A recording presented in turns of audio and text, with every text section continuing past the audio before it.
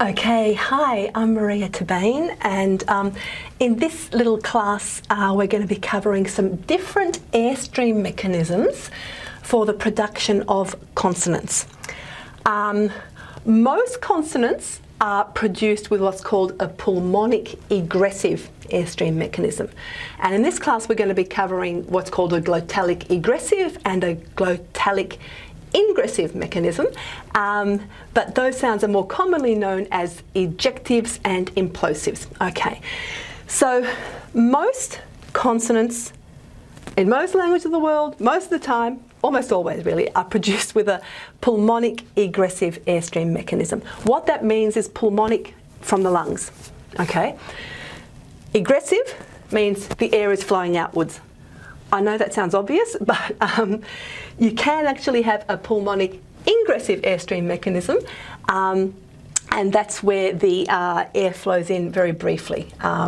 It's, funnily enough, in the world's languages, just off on a tangent for a tick, seems to occur on the word yes. So in French, for instance, for yes, they'll just say, what? And that's the air flowing inwards as they're speaking. But anyway, ignore that. That was off on a tangent. So most of the time, air is just flowing quite happily out of the lungs with regular voicing or aspiration or voicelessness, but the air is flowing outwards. All right. P-T-K, B-D-G, F-S-M-N, L, R. Okay, they're all pulmonic egressive. Let's start with the first class of sounds, which is glottalic egressive, otherwise known as ejectives. And these are written like this, and I'll say them for you. Oh, sorry, I didn't do it just then.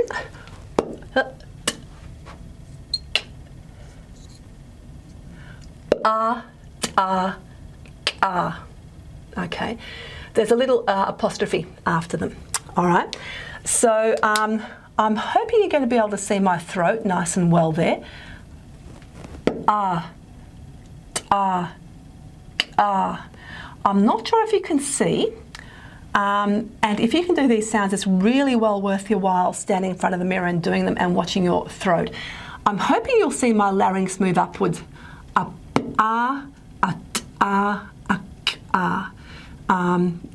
It's probably more obvious with adult males who have a bit more of a prominent Adam's apple. But the point of these glottalic egressive sounds is that the glottis moves upwards during the stop consonant closure.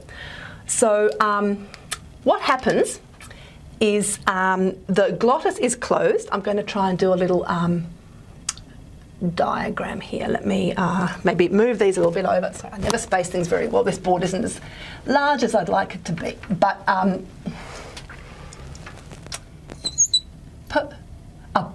sorry, I keep not doing it properly.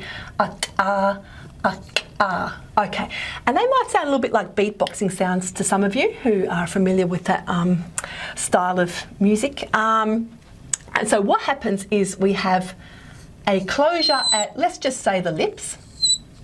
I haven't run out of space there. Okay, let's say we've got a closure at the lips. I think you can see that, yeah, lips here. And at the same time, we actually have a closure at the glottis. I think this pen is running out. I'm going to get another one. Okay. We have a closure at the glottis at the same time. So the lips are closed, but it could be the alveolar ridge, or it could be the velum. Okay, tongue contacting the velum. There is a closure in the oral cavity. At the same time, there is a closure at the glottis, a full glottal stop, full closure. Okay.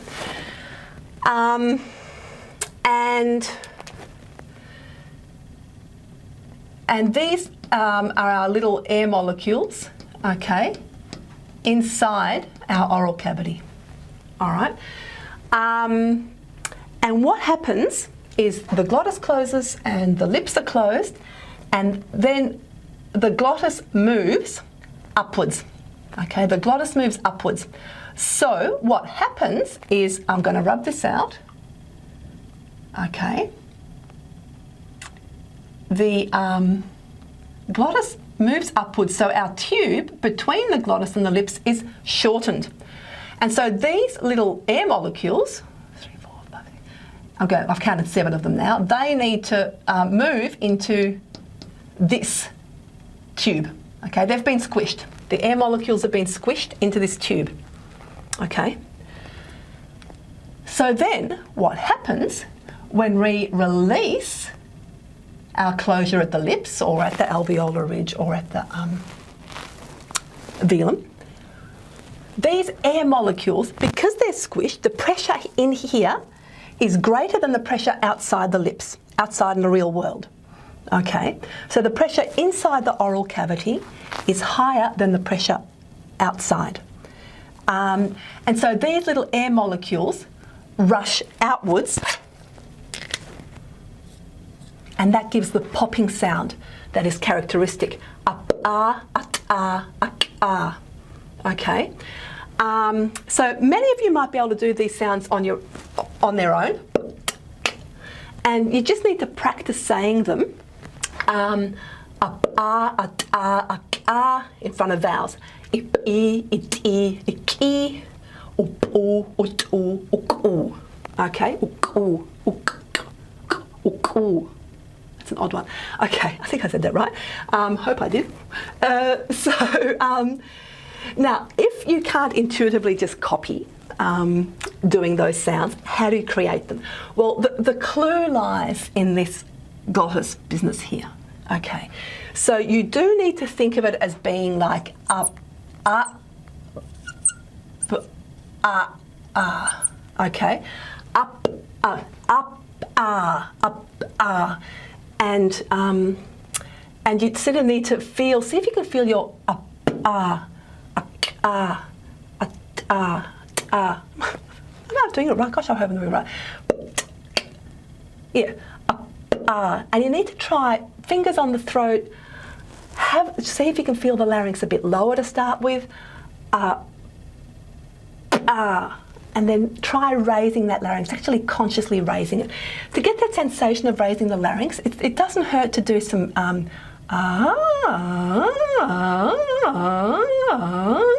sorry about that. I hope that didn't scare anyone. Send dogs going a bit crazy or anything. But that's to get the sensation of raising and lowering the larynx, okay, for the different pitches. And then you can practice during that closure with the glottal stop either side. You can practice raising the larynx before you release into the vowel, okay? So after the lips are released, the glottis also needs to be released. The glottal closure needs to be released. So there's actually 2 releases for these ejective sounds, which we're doing. These are ejectives, glottalic, egressive. So it's glottalic because it involves the glottis, and egressive because the air flows outwards. Okay, so glottalic, egressive, air flowing outwards after the air molecules have been squished. Okay, so you can practice this kind of, the exact timing is, a little bit poorly understood. Exactly how that glottal closure and release coordinates with the oral closure and release, but it's one way to get at it and get a little bit better. It might be easier with the velar, because this one often ends up as ejective, even in languages like English at the end of a sentence, like if you're saying thick as a brick, okay, thick as a brick, okay, that was an ejective at the end. Okay, so it tends to happen in quite emphatic. If someone's being a little bit emphatic, this kind of glottalic aggressive airflow can just occur quite naturally. Okay, so, and it probably works very well with the velar because the space between the glottis and the velum is quite small. Okay, and so the pressure builds up greatly, very quickly. Okay, whereas the space between the glottis and, say, the lips is much longer. Where am I? The glottis and the lips is much longer, much bigger space, and the pressure doesn't build up quite as quickly when the glottis moves upwards. Okay, so you probably get a more effective one more quickly on the velum. All right, on the velar stop. Okay, so yeah, the ones we do in linguistics, the ones I did just then, like up, did I do a nice pop for I'm getting a very strong popping sound sometimes. But in phonetics, we tend to do quite exaggerated ones. But in natural languages, they're probably not quite as exaggerated as I'm trying to do them now, but don't think I'm doing as exaggerated as I was hoping I would. They tend to occur, I think of them especially in the languages of the Caucasus, Africa, to a large extent in the languages of North America. So they do occur in quite a few languages of the world. I wouldn't have said super common, but not unheard of. All right. So yeah, so that's it on their own, but then in front of a vowel, there you go. I was getting a bit of pop there on the bilabial, I think. Okay, so I'll just rub out that last little bit there, and then I want to do the opposite glottalic ingressive. Okay. So again involving the glottis, but we're going to end up with an implosive sound. Now these sounds are written, and I don't do them anywhere near as well as I'd like to, with a hook on the top. A ba, a da, ga, ba, da, ga. There you go. I think that wasn't too disastrous. I'm going to say something that not everyone agrees with me, but I have often thought that men do better these sounds than women, and I'll tell you why in a tick. All right, so let's go do it again, do another drawing. This time I will do, actually, why don't I write those in, oh, never mind. I'm sure you'll cope if I do the diagram here. Okay, so the glottis, this time we have our glottis down here. And what happens this time is we've got our tube, and in fact, I should say, whereas here our glottis was closed, this time, I'll just rub that out, it's in fact, the vocal folds are vibrating. So I'll do a squiggly line for the vibrating vocal folds. Okay, our lips are closed here.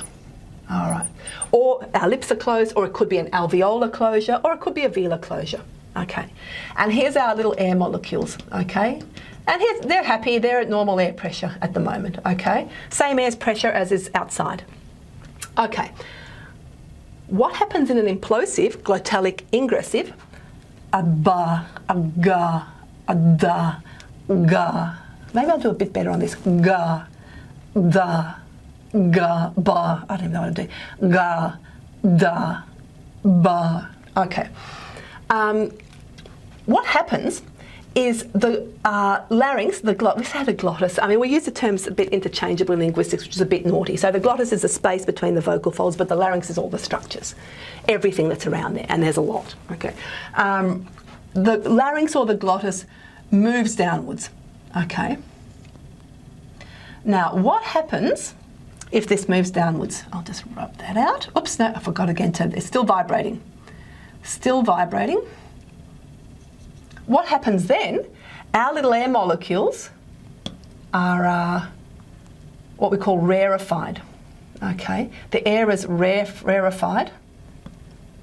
The space is larger, so the air molecules have more space, okay?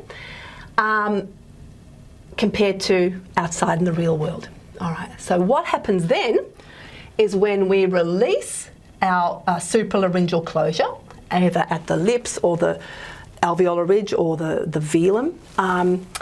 You obviously can be at other places of articulation. I've just done the basic bilabial alveolar velar here for now. What happens then, hopefully you've guessed, the air will rush inwards, okay, because the outside air pressure is greater than the air pressure inside the oral cavity, so the air rushes inwards and you get this imploding type sound. I do have the theory that it just doesn't sound quite as implosive for women. I've always heard male phoneticians and male students do a much more implosive sounding implosive, okay, and I think it's because of the larger volumes of air exchange that are involved. That's what I think. I think you get a much more imploding type sound, okay, whereas with women being smaller, There's just not quite that volume of air exchange. But that's just a theory I have, and everybody thinks I'm a bit crazy when I say that. So the point about implosives is that they are designed to keep the voicing happening, all right? If you don't get this next bit, don't worry, but I'll say it anyway.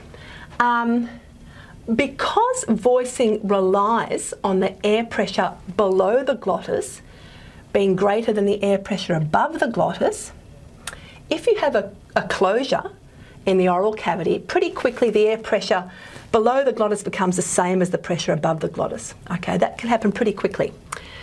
And so what this implosion is designed to do is to make sure that the air pressure inside the oral cavity doesn't increase as quickly. Okay, so it reduces the air pressure by making the space larger. Okay, so it's certainly thought that implosives arise in languages in order to maintain voicing, all right, so that the pressure below the glottis stays higher than the pressure above the glottis, at least for a little bit longer. Okay, so it's to maintain nice, strong voicing. And in fact, whereas these are probably the sounds that in the world's languages tend to vary the most in terms of what their acoustic correlates are, what they actually really look like. Okay, this is the ideal situation that I've just described, but they just seem to be a result of trying to maintain voicing very strongly in a language. They occur in a few languages sporadically, languages of Africa, languages of Papua New Guinea, different places around the world. They parts of Asia, certainly, but they seem to arise as a means for maintaining voicing on the sounds. Okay, and I don't know if it's really obvious on me, but a ga, the larynx is moving downwards. A ga. Okay, so it's one of the ways of expanding the oral cavity in order to maintain voicing. There are other ways you can maintain voicing by making sure that the pressure above the glottis is less than the pressure below the glottis. You can expand your cheeks. You can allow a little bit of nasal leakage through the nasal cavity. So sometimes people will think that these implosives can sound a little bit nasalized. I'm exaggerating that. So I hope I'm not confusing anyone too much there, but I'm really trying to get at the fact that these are slightly fluid sounds across the world's languages. Yeah, so quite variable. And just in relation to this, I do just want to note that you probably tend to get more trouble with voicing on the velar consonants, velar stops, because the pressure builds up much more quickly between the glottis and the velum, okay, than it does between the glottis and, say, the lips. Because between the glottis and the lips, you've got a larger space, so the pressure won't build up as quickly.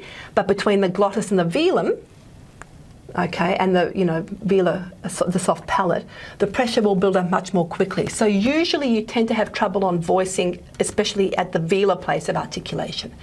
And in fact, if languages have a system of plain consonants, pulmonic consonants, p, t, k, b, d, g, the first one that is likely to go missing is the voiced velar.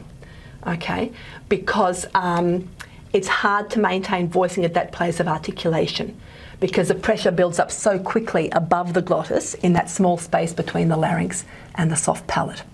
Yeah, this is the one that tends to go missing, and so there's different strategies for maintaining voicing, and implosion is one of the strategies for maintaining voicing.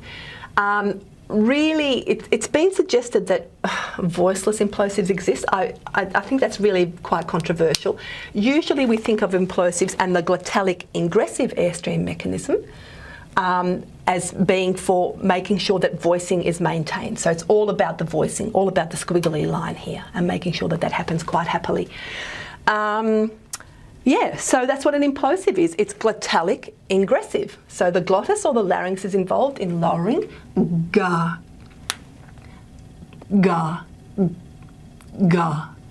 And it's ingressive because the air flows from outside into the oral cavity when the lips are released. Okay, and the voicing is maintained throughout. Okay, so they're our first two very basic airstream mechanisms apart from pulmonic egressive. I do just want to say, I forgot, sorry, with the ejectives, I'll just put they're my ejectives, they're just over there, and they're my implosives. With the ejectives, they do really, we do really think of them as being on stops, okay? Sometimes you will say that there's an ejective involving this fricative. It tends to be affricated, okay? All right, it's really, I mean, so I just thought I'd put that out there, that we really think of this ejective sort of thing as happening on stops, and also this implosive thing is really for the stops. It's all about stops where the airflow is blocked in the oral cavity. So I just wanted to make that point. I'll just cut that out, and hopefully I didn't confuse anyone with saying that, but it's really all about the stops. In this case, keeping the voicing going, and in this case, it's just a different sound altogether. Okay, and as I say, very popular. There are many variants of this in beatboxing, so a different style of speech. Okie dokie. All right, I think that's the main things I wanted to say. So, all right, in the next little class, we're just going to do another important style of airstream mechanism. Okay, bye.